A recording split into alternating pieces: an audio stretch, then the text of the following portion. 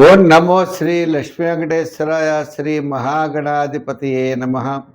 యోంత ప్రవిశ్య మమవాచమిమాం ప్రసుప్తాం సంజీవయత్యఖిల శక్తిధరస్వధామ్నా అన్యాంశ్చ అస్తచరణశ్రవణత్వగాదీన్ ప్రాణాన్ నమో భగవతే పురుషాయ తుభ్యం. ప్రేక్షకుల నమస్కారాలు తెలియజేస్తూ మనం ఈ వారం అంటే జూలై 5 నుంచి జూలై 11 వరకు ఉన్నటువంటి గ్రహాల యొక్క పరిస్థితిని అనుసరించి మనం ఈ యొక్క వారం మనం ఏ రాశుల వారికి ఎలా ఉంటుంది, ఏ సులభమైన పరిహారాలు మనం చేయాలి, తద్వారా మనం ఇబ్బందుల్ని ఏ విధంగా నివారించవచ్చు, ప్రోత్సాహంతో ముందుకు ఏ విధంగా వెళ్ళాలి అనేటువంటి విషయాన్ని మనం ప్రతి ఒక్కరూ తెలుసుకుని ఆచరించి తద్వారా మనం మంచి విషయాలను స్వీకరించి ముందుకు వెళతాం. మరి ఈ రాశుల్లో ముందుగా మరి మా యొక్క యూట్యూబ్ ఛానల్ ముందర సబ్స్క్రైబ్ అవ్వండి. పులిల సత్యనారాయణ అనే యూట్యూబ్ ఛానల్ ఉంటుంది, దాంట్లో భాగవతం ప్రసారం అవుతుంది, షార్ట్స్ పెడతాం, అనేకమైనటువంటి కార్యక్రమాలన్నీ కూడా చేస్తూ ఉంటాం. ప్రతి ఒక్కరు కూడా తప్పనిసరిగా చూడండి. ఇంకా మూడవది విషయం ఏంటి అంటే, ఈ వారం ముందుగా మన గ్రహాల యొక్క పరిస్థితిని అనుసరించి మేషరాశి గురించి తెలుసుకుందాం.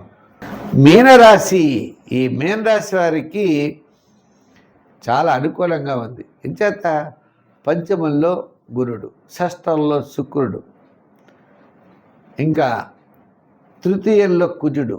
అంటే స్థిరాస్తి డెవలప్మెంట్సు, ఆర్థిక వ్యవహారాలు, బంధుమిత్రుల యొక్క సహాయ సహకారాలు, చాలా కాలం నుండి నిలిచిన ముఖ్యమైన వ్యవహారాల్లో విజయం సాధించడం, ఇవన్నీ ఉంటాయి.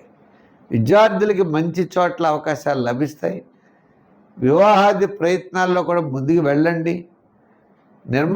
గృహ నిర్మాణాదులు, ఒక ప్రాజెక్టు లేదా ఒక ప్లాట్ కొనుక్కోవడం, ఒక ఇల్లు కొనుక్కోవడం అనుకునేటువంటి వాటిలో కూడా ముందుకు వెళ్ళండి.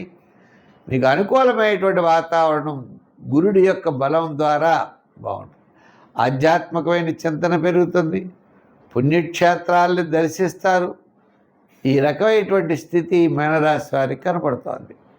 అయితే ఈ వార ప్రారంభంలో అకాల భోజనము, శ్రమ, వారం మధ్యలో కార్యజయం, ధనలాభం, వారాంతం కూడా చాలా అనుకూలమైన వాతావరణంగా ఉన్నది. కాబట్టి ముఖ్యమైన వ్యవహారాలన్నీ కూడా శుక్ర శనివారాల్లో లాభించే అవకాశాలు ఉన్నాయి.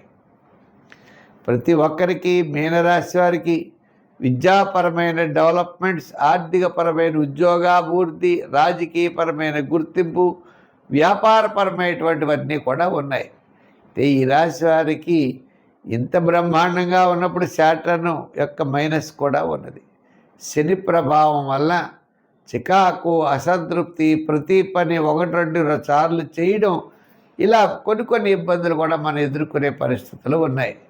అంచేత అధికారులు రాసేటప్పుడు, రాజకీయ నాయకులు మాట్లాడేటప్పుడు, వ్యాపారాత్మకంగా విషయాల్లో, నూతనమైన వ్యాపార పెట్టుబడి విషయాల్లో జాగ్రత్తలు తీసుకుని మాత్రం ముందుకు వెళ్ళాలి. సంఖ్యల్లో 3 వాడండి. ఆరాధనలు, వెంకటేశ్వర స్వామి వారిని, విష్ణువుని బాగా ఆరాధించండి, మంచి ఫలితాలు ఉంటాయి. స్వస్తి. ఈ కార్యక్రమాన్ని మీరు చూసి ప్రతి ఒక్కరు కూడా ముందర మా ఛానల్ సబ్స్క్రైబ్ చేసుకోండి, లైక్ చేయండి, షేర్ చేస్తూ ఉండండి. మా యొక్క ఛానల్లో భాగవతం పెట్టాం. ఇప్పటికప్పుడే 90 భాగాలు పైన భాగవతం పెట్టాం.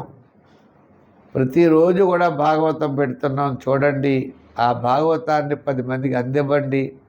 ఆ వాసుదేవుడి యొక్క అనుగ్రహం మీకు మాకు అందరికీ ఉండాలని కోరుకున్నాం.